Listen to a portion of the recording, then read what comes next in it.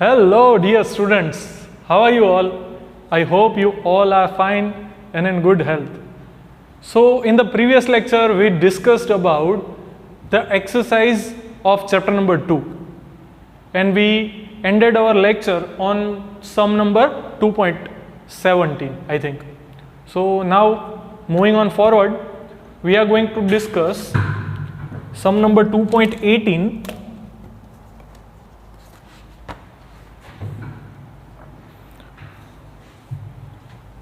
And the problem is like, explain this common observation clearly.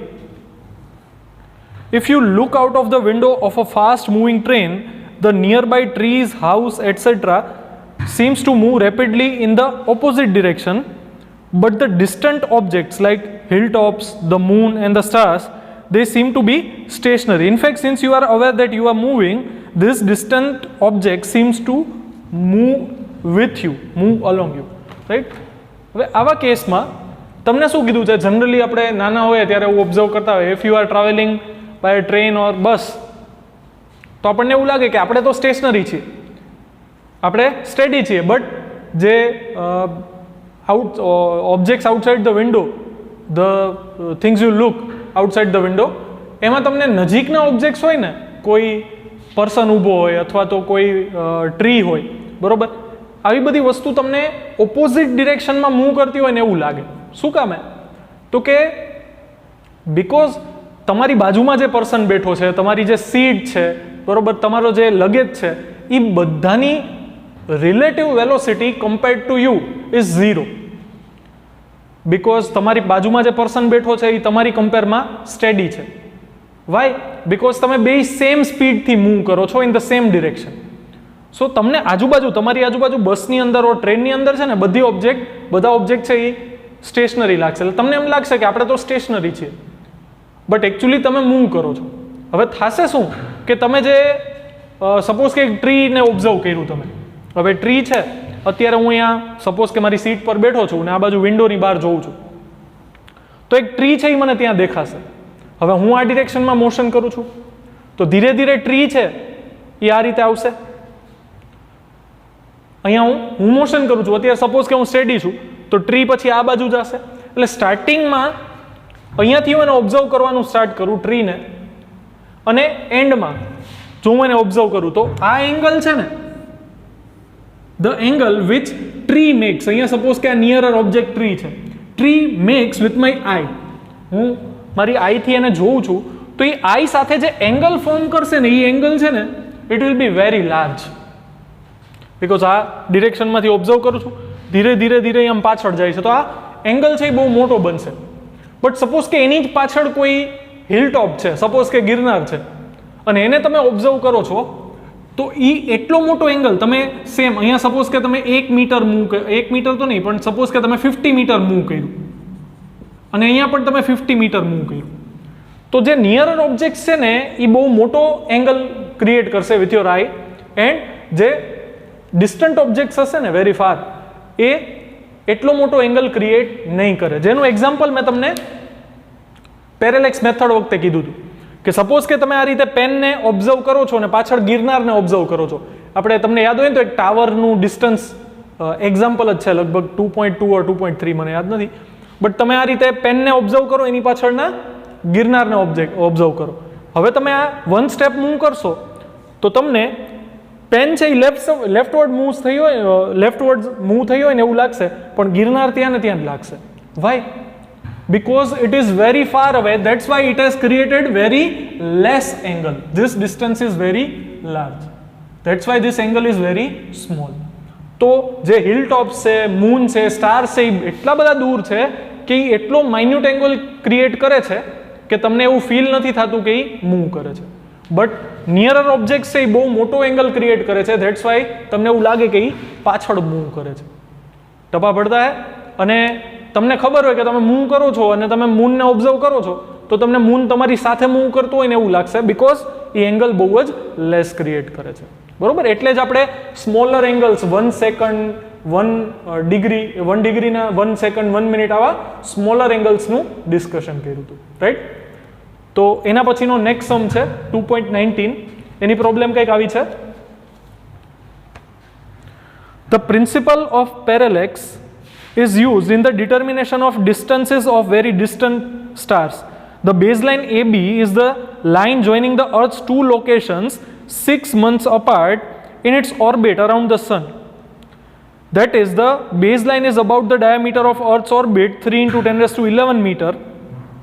However, even the nearest stars are so distant with such a long baseline, they show parallax only of order of 1 second of arc. હવે actually આપણે find out પાર્સેકની value કરવાની છે, તો આખી problem હું એસેની જેમ read કરું છું. A parsec is a convenient unit to length on the astronomical scale. It is the distance of an object that will show a parallax of 1 second of an arc from opposite ends of the baseline equal to the distance from the earth to sun. How much is the parsec in terms of meters? હવે તમને theory યાદ હોય ને, તો at that time આપણે theory discuss કરી હતી ને, ત્યારે એવું કીધું હતું 1 પાર્સેકની ડેફિનેશન કંઈક આવી આપી હતી. 1 પાર્સેકની ડેફિનેશન છે ને આવી કંઈક આપી હતી કે 1 એસ્ટ્રોનોમિકલ યુનિટ જેટલું આર્ક ક્રિએટ કરે, 1 સેકન્ડ જેટલો એંગલ, ત્યારે આ ડિસ્ટન્સ ડી ને આપણે 1 પાર્સેક કીધું હતું. આવી કંઈક ડેફિનેશન આપી હતી, યાદ છે? 1 એસ્ટ્રોનોમિકલ યુનિટ જેટલી આર્ક લેન્થ અર્થના સેન્ટર પાસે 1 સેકન્ડ જેટલો એંગલ ફોર્મ કરે તો એ ડિસ્ટન્સને આપણે 1 પાર્સેક કહેતા હતા, યાદ છે? હવે અહીંયા તમને શું કીધું છે કે 2 points, 2 observation points are separate from each other of 6 month distance. હવે 6 month, હવે સપોઝ કે અર્થની ઓર્બિટ છે અહીંયા સેન્ટરમાં, ઓર સપોઝ કે અહીંયા સન છે. આપણે આ રીતે સર્ક્યુલર જ ઇમેજિન કરીએ, બરોબર? આના ડિસ્કશનમાં પછી જશું. તો થશે શું, તમે અહીંયાથી ઓબ્ઝર્વ કરો છો, સપોઝ કે અહીંયાથી તમે મૂવ કરો ને એક રિવોલ્યુશન કમ્પ્લીટ કરો, તો શું થશે? તો કે આપણે એક આવી રીતે રિવોલ્યુશન કમ્પ્લીટ થાય એને આપણે 1 યર કહીએ છીએ. તો 6 મંથમાં અર્થ અહીંયા પહોંચી હશે, બરોબર? ઇટ મીન્સ આ ડિસ્ટન્સ, અહીંયા સન છે, અહીંયા અર્થ છે, તો આ ડિસ્ટન્સ કેટલું થાય? 1 એસ્ટ્રોનોમિકલ યુનિટ જેટલું. અહીંયા સન છે, અહીંયા અર્થ છે, તો આ ડિસ્ટન્સ પણ કેટલું થશે? 1 એસ્ટ્રોનોમિકલ યુનિટ જેટલું. તો 6 મંથ અપાર્ટ જ્યારે પણ તમને કહે ત્યારે તમારે બેઝ લાઇન છે ને 2 એસ્ટ્રોનોમિકલ યુનિટ લેવાની. હવે તમને આમાં ડિટેલમાં પ્રોબ્લેમમાં પણ આપેલું છે.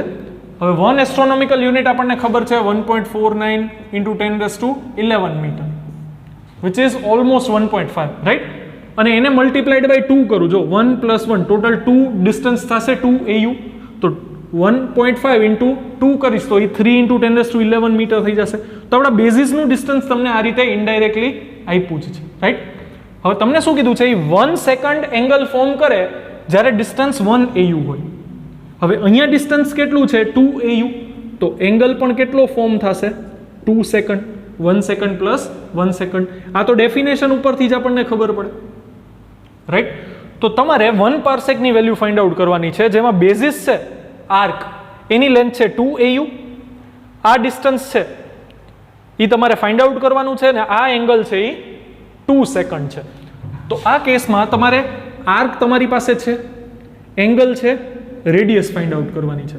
સો આપણી પાસે ઇક્વેશન છે arc equals to angle into radius. તો રેડિયસ ઇક્વલ્સ ટુ થશે આર્ક અપોન એંગલ. આર્ક છે બહુ જ મોટો સર્કલ હશે એટલે arc almost equals to this distance થઈ જશે. તો આર્ક છે એ 2 AU છે,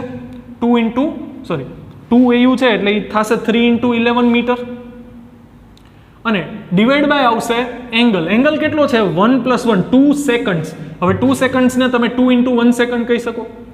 હવે એંગલ કોઈ દિવસ એંગલની વેલ્યુ તમે આન્સર ફાઇન્ડ આઉટ કરવા માટે તમારે કમ્પલસરી એની વેલ્યુ રેડિયનમાં જ લખવી પડે, ડિગ્રીમાં, સેકન્ડમાં, મિનિટમાં ચાલશે નહીં. તો અહીંયા આપણી પાસે સેકન્ડમાં છે, તો સેકન્ડને કન્વર્ટ કરી નાખીએ રેડિયનમાં. 4.85 into 10 raised to -6. બસ, તો હવે તો સિમ્પલ કેલ્ક્યુલેશન જ છે. ન્યુમરેટરમાં છે 3 into 10 raised to 11 divide by 2 into 1 second is 4.85 into 10 raised to -6. Value plot કરી દો. 10 raised to -6 ન્યુમરેટરમાં આવશે, +6 થઈ જશે, 11 + 6 17. અને કેલ્ક્યુલેટરથી આ કેલ્ક્યુલેટ કરશો તમે તો આન્સર તમને મળશે 0.3092. તો જો હું પોઈન્ટને 1 ટાઈમ શિફ્ટ કરું તો પાવર -1 કરવું પડે, તો આ થઈ જશે 3.09 અને power -1 17 - 1 16. So this will be 3.09 × 10⁻16 metre, અને આ વેલ્યુ તો આપણને ઓલરેડી ખબર જ છે. આ નિયરલી ઇક્વલ્સ ટુ આન્સર છે, કરેક્ટ આન્સર નથી.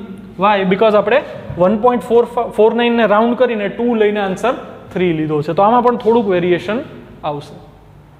ટપ્પા પડતા હે, એકદમ ઇઝી છે. આ ડેફિનેશન આપણને યાદ હશે તો આ એકદમ સિમ્પલ જ લાગશે. બરોબર છે, પણ સિમ્પલ એકદમ 2.19. બરોબર. કંઈ પણ એવું લાગે, કોઈ પણ સ્ટેપ મિસિંગ હોય લિથોમાં અથવા કંઈ પણ એડ કરવાની રિક્વાયરમેન્ટ લાગે તો પોઝ કરી અને નોટ કરી લ્યો. રાઈટ? તો એના પછી આગળ વધશું. 2.20 સમ છે, એમાં આપણને કંઈક આવું કીધું છે કે the nearest star to our solar system is 4.29 light years away. How much is this distance in terms of parsec? હવે તમારે આ જ આન્સર પાર્સેકમાં ફાઇન્ડ આઉટ કરવાનો છે. 4.29 light year equals to blank parsec. આ તમારો બેઝિક ક્વેશ્ચન છે. Now we know that 1 light year equals to 9.46 into 10⁻15 meter, and 1 parsec is 3.08 into 10⁻16 meter. હવે આપણી પાસે આવો રિલેશન પ્રોબ્લેમમાં તમને આપેલો છે કે 4.29 light year equals to blank parsec. તો આ કેસમાં સપોઝ કે તમે x ને લીડ બનાવો, અને તમે આમ લખી શકો ને, x into 1 parsec. સપોઝ કે 10 મીટર હોય તો આપણે એને કહીએ ને 10 into 1 મીટર, એવું કહીએ. તો અહીંયા છે x પાર્સેક, તો આપણે એને કહીએ x into 1 પાર્સેક. તો આ જે 1 પાર્સેક છે ને એને લેફ્ટ હેન્ડ સાઈડમાં હું ડિનોમિનેટરમાં લઈ આવું. તો 4.29 લાઇટ યર ડિવાઈડ બાય 1 પાર્સેક. તો 4.29 ઇન્ટુ લાઇટ યર છે એની વેલ્યુ પ્લોટ કરીએ, પાર્સેક છે એની વેલ્યુ પ્લોટ કરીએ, સિમ્પલ કેલ્ક્યુલેશન કરીએ. તમે બધા ખતરનાક હોશિયાર છો જ બધા. બરોબર. સિમ્પલ કેલ્ક્યુલેટરમાં કેલ્ક્યુલેટ કરી 16 ન્યુમરેટરમાં જશે, -16 થશે, 15 - 16 -1, અને કેલ્ક્યુલેટ કરી નાખો તો 13.17 આન્સર આવશે. 13.17 into 10⁻−1. તો -1 પાવરને રિમૂવ કરવા માટે પોઈન્ટને હું left hand side 1 time shift કરું છું. સો ધીસ વિલ બીકમ 1.317, અને આને આપણે પોઈન્ટ પછી 2 પ્લેસીસમાં રાઉન્ડ કરીએ તો 7 છે તો આગળ એક એડ થશે તો 1.32. એને એક્સમાં પ્લેસ કરી દે તો 4.29 light year equals to 1.32 parsec. બરોબર. આ થઈ જશે આપણો answer. 1.32 parsec equals to 4.29 light year, or 4.29 light year equals to 1.32 parsec. બરોબર. હવે આ જ સમમાં એક વસ્તુ હજી તમને પૂછી છે, એક ક્વેશ્ચન કે how much parallax would this star named Alpha Centauri show when viewed from 2 locations of the earth 6 months apart in its orbit around the sun? હવે પહેલા તો આ જે સ્ટારને આપણે ઓબ્ઝર્વ કરીએ છીએ કેટલા ડિસ્ટન્સ પર છે, તો કે 1.32 પાર્સેક પર, એટલા ડિસ્ટન્સ ઉપર છે. અને તમે એને ક્યારે ઓબ્ઝર્વ કરો છો, તો કે in the time interval of 6 months. તો સપોઝ કે એ સ્ટાર્ટ કરે છે એ થી અને એન્ડ કરે, એક ઓબ્ઝર્વેશન કરે છે એ થી, એક ઓબ્ઝર્વેશન કરે છે બી થી. હવે કેટલું ડિસ્ટન્સ છે, તો કે 1.32 પાર્સેક ડિસ્ટન્સ છે. તો એ એંગલ કેટલો ફોર્મ કરશે ને એ તમારે ફાઇન્ડ આઉટ કરવાનું છે. એકદમ સિમ્પલ છે. જો આ ડિસ્ટન્સ કેટલું છે, તો કે 2 પાર્સેક છે, સોરી 2 AU છે, 1 AU + 1 AU. આ ડિસ્ટન્સ છે 1.32 પાર્સેક છે. This Alpha Centauri star is 1.32 parsec away from Earth. And when you observe the same star from 2 different places on the time interval of 6 months, so first observation you are taking from A and another from B. So this baseline will be of 2 astronomical unit. તો આ કેસમાં angle find out કરવો હોય તો arc length છે 2 AU, angle છે theta, અને radius છે 1.32 પાર્સેક.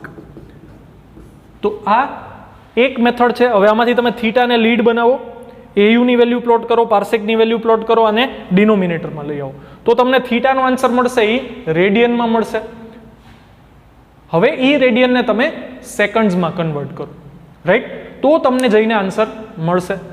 હવે આ મેથડ છે ને થોડીક લેન્ધી થઈ જશે, કારણ કે ઓલરેડી આ સમમાં આપણે કેલ્ક્યુલેટ કરી લીધું, અને હજી જો તમારે કેલ્ક્યુલેશન કરવી પડે તો એ સમ થોડોક લાંબો થઈ જશે, લેન્ધી થઈ જશે. તો આના માટે છે ને આપણે એક જે કમ્પેરિઝનની મેથડ છે ને એ યુઝ કરી. કઈ રીતે? તો કે આ કેસમાં બેઝલાઇન કેટલી હતી? 2AU. આ કેસમાં પણ બેઝલાઇન કેટલી છે? 2AU. તો આ કેસમાં જ્યારે બેઝલાઇન 2AU હતી અને રેડિયસ 1 પાર્સેક હતી, ત્યારે એંગલ તમને 2 સેકન્ડ્સ મળ્યો. આ કેસમાં બેઝલાઇન 2AU છે, ડિસ્ટન્સ ઇટ મીન્સ રેડિયસ 1.32 પાર્સેક છે, તો એંગલ કેટલો મળે? રાઈટ? બે કેસમાં તમારે કમ્પેર જ કરવાનું છે. જો આ કેસમાં શું થશે? 2AU equals to 2 seconds into D, આ ડિસ્ટન્સ કેટલું છે? 1 પાર્સેક, તો આ 1 PC થશે. આ કેસમાં શું થયું? 2AU equals to theta into 1.32 પાર્સેક. આ કેસમાં 2AU બરાબર 2 સેકન્ડ ઇન્ટુ 1 પાર્સેક. તો બેયને કમ્પેર કરી નાખો તો શું થશે? Theta into 1.32 parsec equals two આ કેસમાં 2 સેકન્ડ ઇન્ટુ 1 પાર્સેક. તો પાર્સેક પાર્સેક કટ થઈ જશે, રાઈટ? તો આ કેસમાં તમને થીટાની વેલ્યુ બહુ ઇઝીલી મળી જશે. તો અહીંયા મેં એ જ લખ્યું છે કે જ્યારે 1 પાર્સેક ડિસ્ટન્સ હતું ત્યારે શું થયું? તો કે 2 સેકન્ડનો એંગલ મળ્યો. હવે જ્યારે 1.32 પાર્સેક ડિસ્ટન્સ છે તો એંગલ કેટલા સેકન્ડ્સમાં મળશે? બહુ ઇઝીલી તમને મળી જાય. તો થીટાને તમે લીડ બનાવો તો આ 1.32 પાર્સેક 1.32 મલ્ટીપ્લાય થશે 2 સાથે, તો આ થઈ જશે 1.32 ઇન્ટુ 2 સેકન્ડ્સ, તો આન્સર આવશે 2.64 સેકન્ડ્સ. ટપા પડતા એકદમ ઇઝી છે, કાંઈ આમાં બહુ ચિંતા કરવા જેવું છે ને, એકદમ ઇઝીલી સમ સોલ્વ થઈ જશે. બરોબર? તો આ થઈ ગયો આપણો આન્સર, અને આન્સર આપણને મળે છે 2.64 સેકન્ડ્સ. તો 2.20 આપણો સમ સોલ્વ થઈ ગયો. પોઝ કરી અને એને નોટ કરી લ્યો. બરોબર? પછી આપણે આગળ વધીએ.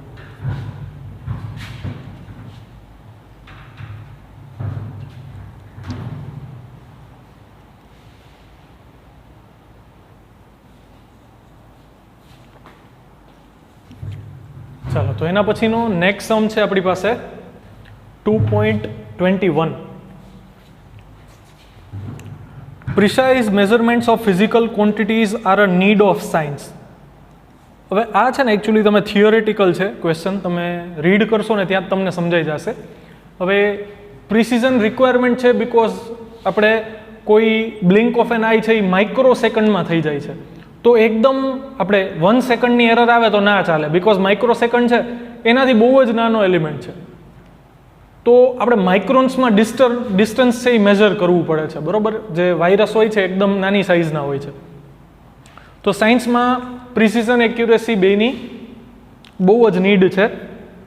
એવું 2.21 છે એ થિયરિટિકલી ડિસ્કસ કરે છે, જે આપણે જે તે ટાઈમે થિયરીમાં ડિસ્કસ કરી જ લીધું છે. તો તમે લીથુમાંથી એનું સોલ્યુશન રીડ કરશો એટલે તમને સમજાઈ જશે. બરોબર? આપણે આપણો ટાઈમ નથી બગાડતા એની પાછળ. એના પછી છે 2.22. Just as precise measurements are necessary in science, it is equally important to be able to make rough estimates of quantities using rudimentary ideas and common observations. Think of ways by which you can estimate the following quantities. આપણે estimation અંદાજો લગાડવાનો છે, precise answer આમાં આપણને નહીં મળે. The total mass of rain bearing clouds over India during the monsoon.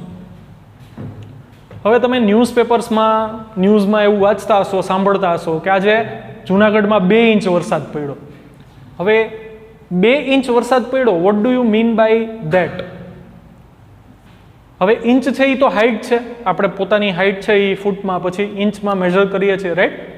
તો 2 inch છે એને આપણે સપોઝ કે સેન્ટીમીટરમાં કન્વર્ટ કરીએ તો સપોઝ કે 1 ઇંચ છે આપણે રફલી લઈએ 2.5 સેન્ટીમીટર છે. તો 2.5 સેન્ટીમીટર ઇઝ 1 ઇંચ, આટલું છે. બરોબર? તો હવે સપોઝ કે તમે કોઈ એક કન્ટેનર લ્યો. હવે એ કન્ટેનરમાં વરસાદના પાણી સિવાય બીજું કાંઈ જ ના આવવું જોઈએ. તો કન્ટેનરનો કંઈક એરિયા હશે, બરોબર, કન્ટેનર કંઈક એરિયા કવર કરતું હશે, એમાં પાણી છે એ સ્ટોર થાય છે, એટલે પાણી છે એ હાઇટ પકડશે.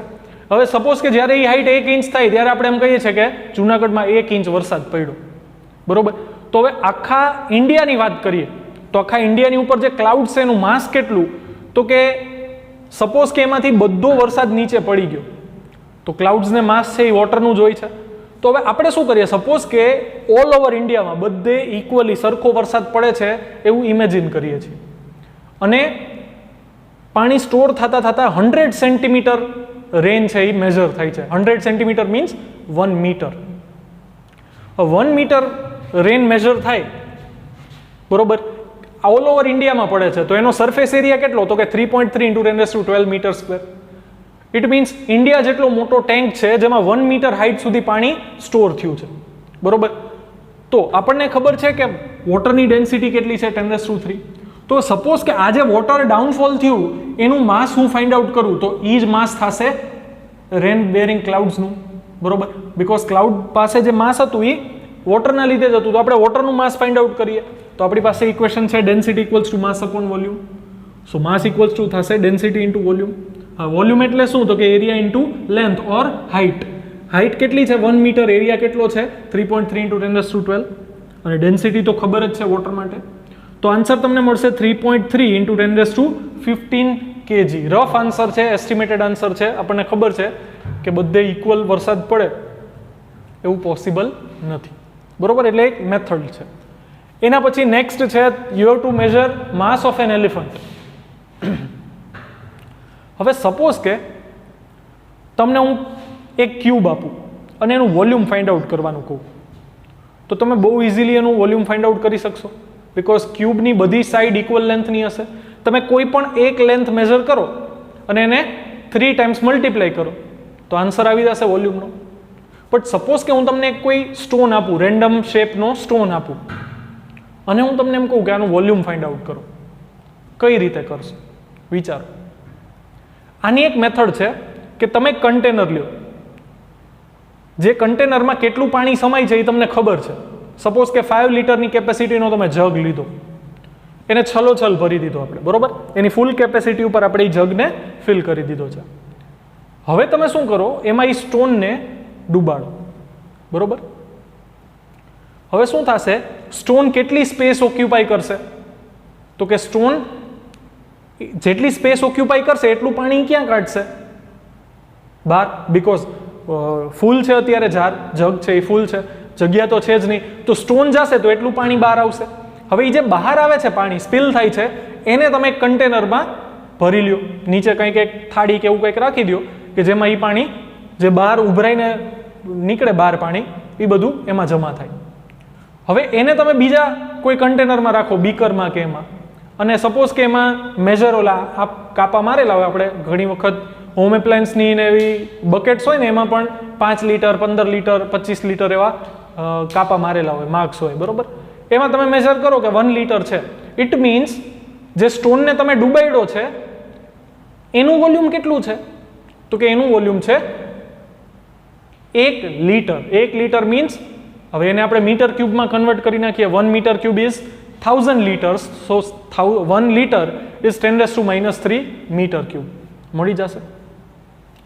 હવે તમને વોલ્યુમ ખબર પડી ગઈ, ડેન્સિટી ખબર હોય તો માસ મળી જશે કે નહીં. તો બસ એ જ રીતે તમારે શું કરવાનું છે, સપોઝ કે એક પોન્ડ છે. હવે પોન્ડમાં તમે એક નાનકડી એવી બોટ રાખી છે, બરોબર. અને એ બોટ છે એ સપોઝ કે સ્ટેડી કન્ડિશનમાં h1 હાઇટ સુધી પાણીમાં ડૂબેલી છે, બરોબર. આ ખરેખર બોયન્સી ફોર્સનો કોન્સેપ્ટ છે જે આપણને ફિઝિક્સના પાર્ટ 2માં આવશે, ફ્લુઇડ મિકેનિક્સમાં. સપોઝ કે એ D1 ડેપ્થ એની પાણીમાં છે, સબમર્જ છે. હવે સપોઝ કે તમે એક ખતરનાક એલિફન્ટને અહીંયા લઈ આવો, બરોબર. આમ ખતરનાક એલિફન્ટ છે, તમને ખબર જ છે મારું ડ્રોઈંગ, અમે એલિફન્ટ ડ્રો કર્યો છે, ટ્રાય કરી છે.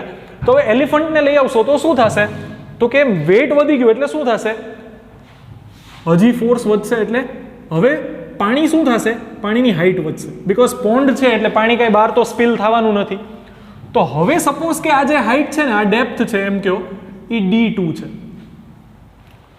તો કેટલું પાણી ડિસ્પ્લેસ થયું હશે?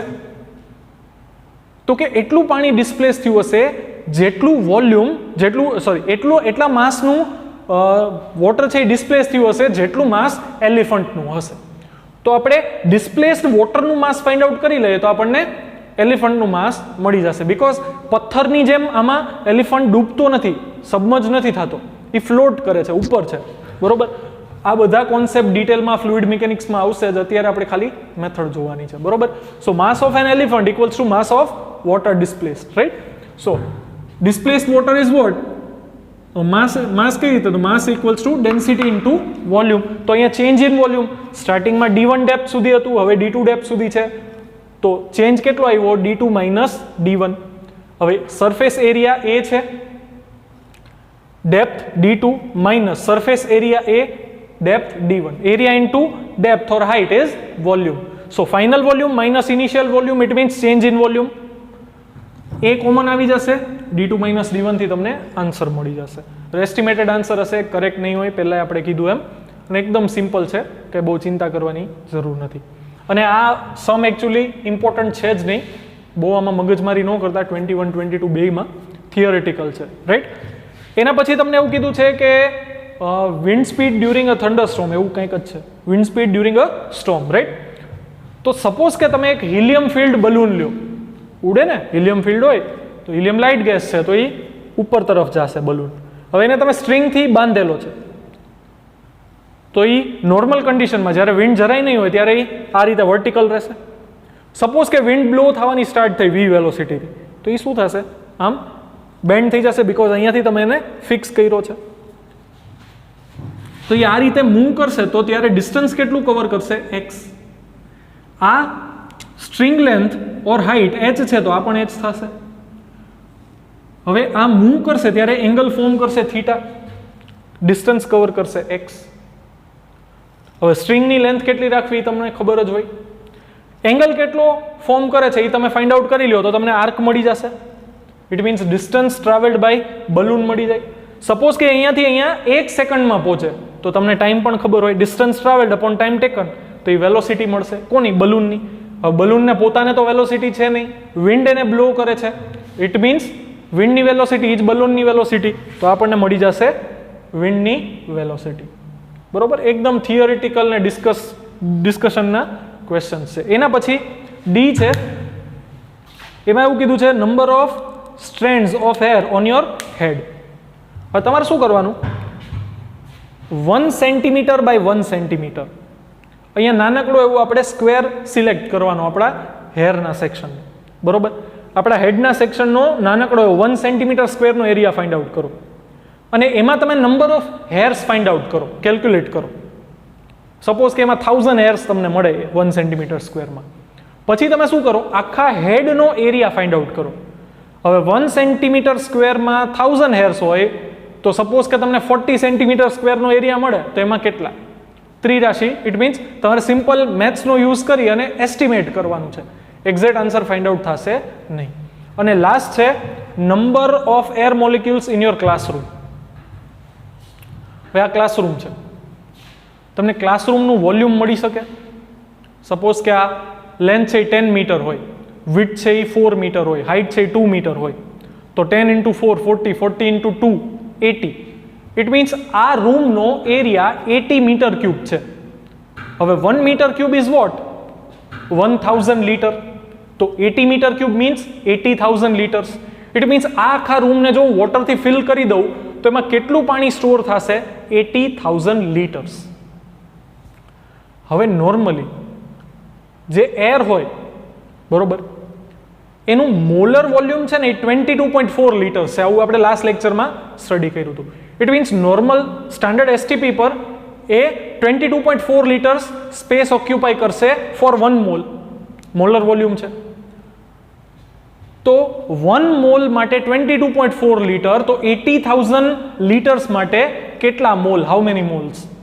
સિમ્પલી તમને મોલ નંબર મળી જશે, નંબર ઓફ મોલ્સ. સપોઝ કે તમને રફલી કહું 80 મોલ્સ મળ્યા, 80 મોલ્સ, 70 મોલ્સ જેટલા મળે.